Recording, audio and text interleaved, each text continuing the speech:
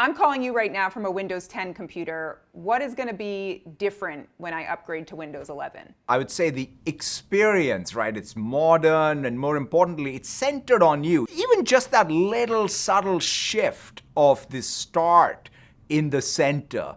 Centered around you. There it is, from the king of Microsoft himself. In Windows 11, the company's next big operating system due out later this year, the Start button moves to the bottom center. But that cosmetic change actually has deeper meaning. The word center is core to Satya Nadella's vision that Windows 11 should be at the center of your digital life. As Apple and Google entice users to increasingly closed-off worlds, he wants Windows 11 to be a compelling choice for people who don't want to live exclusively in either.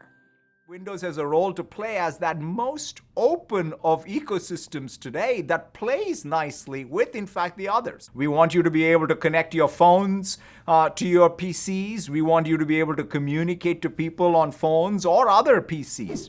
The proof is in the features. Windows 11 can now run Android apps.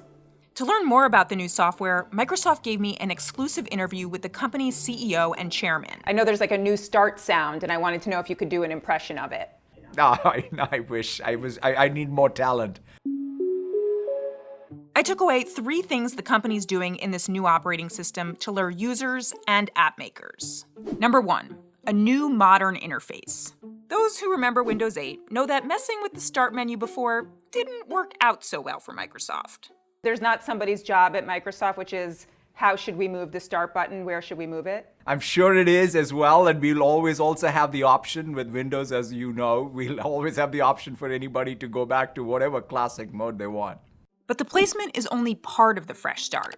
Click the button itself and you get your apps, but also cloud-connected recommendations of what you might need next. The design system of Windows is about you getting to your apps, your files, the people you want to connect with faster, with less friction. There are lots of other interface and design changes. This button on the taskbar brings up a widget screen where you can view all sorts of news and quick glance information.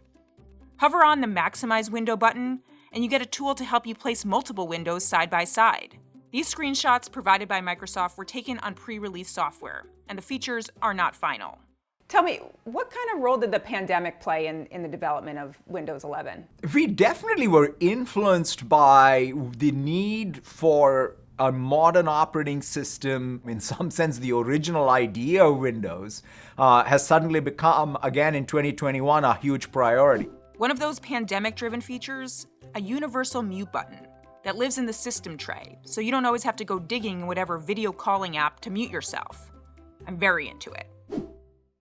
The second thing, a new store with Android apps. We are going to welcome all apps across even all the different application platforms in Windows itself, right? It can be a PWP or a web app, it can be a native app, and we're going to support Android as first class as well.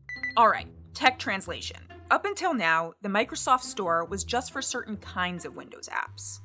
Now it will be open for any Windows app.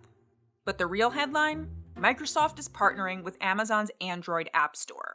Tell me a little bit about what you're doing with the Microsoft Store on Windows 10, and specifically there, what you're doing with Amazon. In fact, you can go to our store, search, find an Android application, and then you'll be linked into the Amazon Store, and you can use the Amazon Store apps as if they're Windows apps, and all of the windowing will work. It's a big move, and one clearly aimed at Chromebooks, which also run Android apps. In the last year, unit sales of Chromebooks grew by 275%. Windows 11 will also enable more Windows apps to run on new laptops and desktops powered by ARM mobile chips from Qualcomm. If you think about the traditional role of operating systems are very much, needed whenever there is a real change in the system architecture, right? I mean, you think about the AI chips now, right? It's not just the CPU and the GPU, but now NPUs are all becoming part of any PC. Another translation. All these parts of the chipset have changed in big ways in the last few years to make computers smarter and more power efficient. Windows 11 will work better with them. And that brings us to the third, a focus on openness. Why Windows? Why should someone get Windows over Chrome, over Mac OS? Windows gives you the most choice of systems to apps to everything that you want to be able to do. I think Windows, in fact, is becoming increasingly the device that bridges all of these ecosystems. Do you think of yourself as sort of the Switzerland there of the ecosystems? I think that more than when we say Switzerland, I think there are certain platform rules by which we principally drive Windows. I'm not saying that other ecosystems shouldn't have their own platform rules. We have a different set of platform rules, and those platform rules, I believe, in 2021 are more needed than they ever were. How are your platform rules different than say, Apple?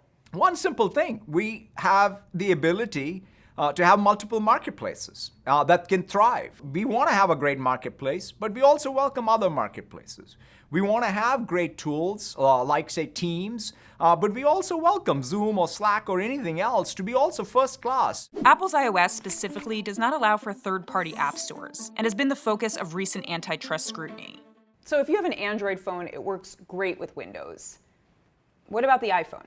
We would love to make sure that it works better. I mean, we do everything we can. Like anything that Apple wants to do with Windows, whether it's iTunes or iMessage or what have you, we would welcome that. But overall, we want to make sure our software runs great on Apple devices and Windows works well with any software from anyone, whether it's Google or Apple or Adobe or anyone. But what Mr. Nadella's biggest challenge seems to be moving ahead without alienating those who love Windows of yore. I want to read you something you said in your first event as Microsoft CEO, and this was in 2014. You said, "This business does not respect tradition." What it respects is innovation on a go-forward basis.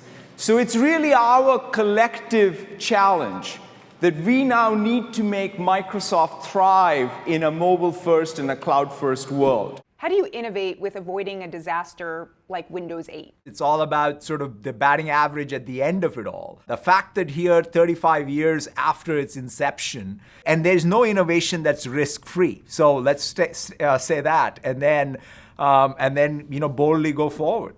But don't worry, you can still move your start button to where it's always been. 11, it's a big number. It's a lucky number? 11 is a lucky number?